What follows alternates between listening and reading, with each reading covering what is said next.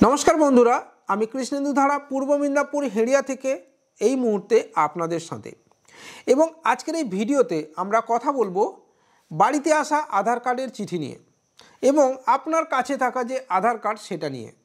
আপনার বাড়িতে এসেছে চিঠি আর হাতে রয়েছে আধার কার্ড, এই দুয়ে মিলিয়ে আপনার যে নরক যন্ত্রণা আপনি ভোগ করতে চলেছেন কথা বলবো সেটা নিয়ে। এবং এখানে আবারও বলছি, রাজ্য কেন্দ্র এই সংঘাতের মাঝে বাস্তবে কি লোকসভা ভোটের পরে সিএএ এবং এনআরসি लागू होते चलेছে, और यदि सीएए এবং एनआरसी चालू হয় আপনার কি हाल होते पारे সেটা একবার জেনে নেওয়া দরকার। এবং তার সাথে সাথে সাইবার ক্যাফে ব্যবসা কিভাবে লাভবান হবে এর দ্বারা সেটাও আপনার জেনে রাখা দরকার। দেখুন স্যার, সর্বদাই বলে না কারুর সর্বনাশ তো অন্য কারুর পৌষ মাস, ঠিক আছে। আমি আবারও বলছি, কাউকে ছোট করছি না, কাউকে আঘাত করা উদ্দেশ্য আমার নয়, যেটা বাস্তব সত্য সেটাই আপনার সামনে প্রেজেন্ট করা বা তুলে ধরাই আমার মুখ্য উদ্দেশ্য। তো এখন এই পরিস্থিতিতে যদি ভোটের পরে সিএ এনআরসি হয় তাহলে কি হবে? আমরা সবাই নাগরিক, আমরা বাংলায় এনআরসি চালু করতে দেব না, দেব না, দেব না। আগেও দিইনি, এখনো দেব না, যতদিন থাকবে মোর প্রাণ। নদিয়াবাসী থেকে যারা বিভিন্ন বর্ডার অঞ্চলের মানুষ বেসিক্যালি তারা ভয় পেয়ে রয়েছেন, কারণ অনেকে ভাবছেন আমাদেরকে এই দেশ ছেড়ে চলে যেতে হবে, ভারতবর্ষ ছেড়ে পশ্চিম বাংলা ছেড়ে চলে যেতে হবে। বাস্তবিক কি তাদেরকে ফিরে যেতে হবে? জানবো আজকের এই এপিসোডের মাধ্যমে, ঠিক আছে। তাই চ্যানেলটাকে সাবস্ক্রাইব করে আমাদের টেলিগ্রাম চ্যানেলে জয়েন করে ঝাঁপিয়ে পড়ি চলুন আজকের এই ভিডিওটাতে।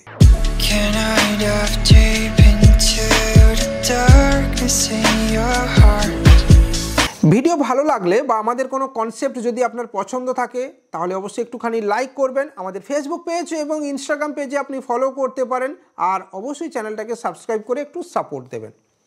সিএএ এবং এনআরসি, যদি এই দুটো ইস্যুতে বাংলার জনসাধারণ দুটো ভাগ হয়ে যায় তাহলে সেক্ষেত্রে তার প্রভাব কিন্তু ভোটের রেজাল্টে পড়বে এবং এর ফলে কিন্তু অনেকগুলো সমস্যা তৈরি হবে। আবারও বলছি, ভোট বড় বালাই। হ্যাঁ, ভোট বড় বালাই। ভোটের জন্য মানুষ অনেক কিছু করে, আবার ভোটের জন্য মানুষ অনেক কিছু থেকে পিছিয়ে যায়।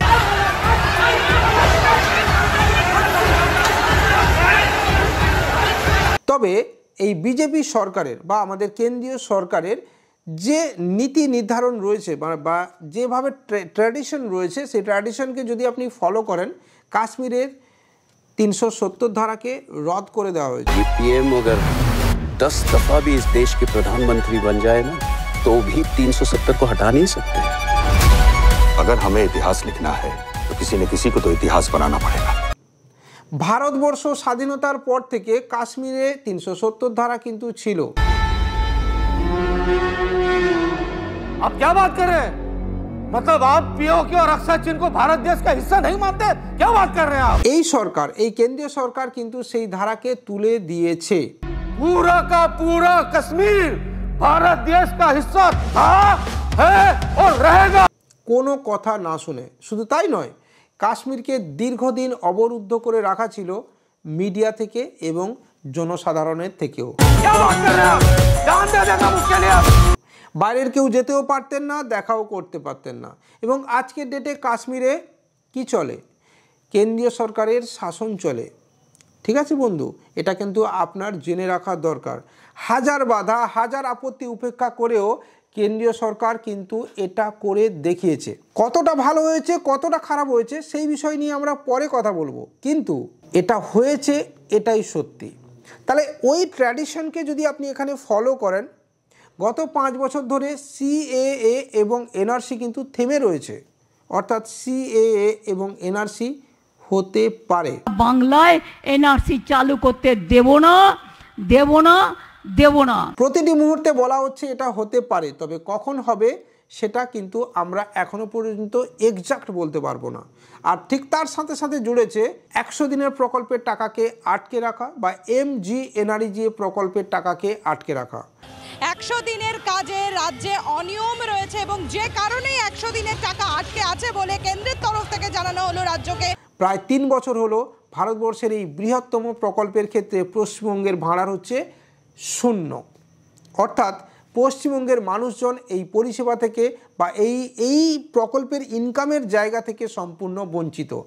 আমি আবারও বলছি, পশ্চিমবঙ্গ সরকার চুরি করেছে কি ডাকাতি করেছে এটা বলার উদ্দেশ্য আমার নয়, আবার কেন্দ্রীয় সরকার ভুল করেছে বা ঠিক করেছে এটা বলারও আমার উদ্দেশ্য নয়। আমি শুধু এই রেফারেন্সটা এই কারণে ব্যবহার করছি যাতে আপনার হয়তো বুঝতে সুবিধা হয় যে বাস্তবে কি এনআরসি হবে নাকি হবে না। বাংলায় এনআরসি চালু করতে দেব না, দেব না, দেব না। এনআরসি আসলে কি? দেখুন, এনআরসি আর কিছু না, একটা জনগণনা বলতে পারেন। এবং এখানে আপনি যদি ভারতবর্ষের নাগরিক হন, আপনাকে বেশ কিছু প্রমাণ দাখিল করতে হবে, বিভিন্ন ধরনের তথ্য আপনাকে দেখাতে হবে, যার দ্বারা আপনাকে প্রমাণ করতে হবে যে আপনি ভারতবর্ষের নাগরিক বা শুরু থেকে মানে স্বাধীনতার পর থেকে আপনি ভারতবর্ষে রয়েছেন। এখানে আপনি আপনার বংশ পরম্পরার যে কাগজপত্র রয়েছে সেটা আপনাকে জমা দিতে হবে। এবং এই ক্ষেত্রে এই সাইবার ক্যাফে ব্যবসা কিন্তু একদম ফুলে ফেঁপে উঠবে বন্ধুরা, এটা আপনাকে আমি 200% অ্যাসিওর করতে পারি। এবার যে সমস্ত মানুষজন বর্ডার এরিয়াতে থাকেন, নদিয়া, মুর্শিদাবাদ, নর্থ 24 পরগনা এবং সাউথ 24 পরগনা, এই যে বর্ডার এরিয়াগুলো রয়েছে, বা আবার আসাম বর্ডার যে রয়েছে, এইসব বিভিন্ন বর্ডার যেগুলো রয়েছে যেখান থেকে অনুপ্রবেশ ঘটে। Many of these Rohingya are sick, and some are fleeing after having been shot.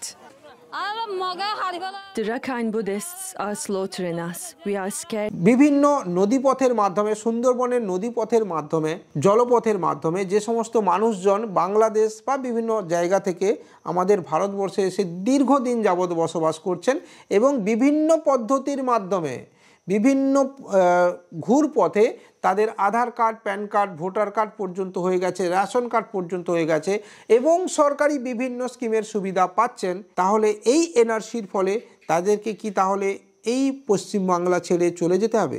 উত্তর দেওয়ার সময় কিন্তু এটা নয়। ভালো লাগলে লাইক, কমেন্ট, শেয়ার অবশ্যই করতে পারেন। তবে আবারও বলছি, সম্ভবত ছেড়ে যেতে হবে না, কারণ তারা আদৌ বাংলাদেশ থেকে এসেছেন বা পাকিস্তান থেকে এসেছেন বা ভুটান থেকে এসেছেন বা নেপাল থেকে এসেছেন সেটা আগে যাচ করতে হবে।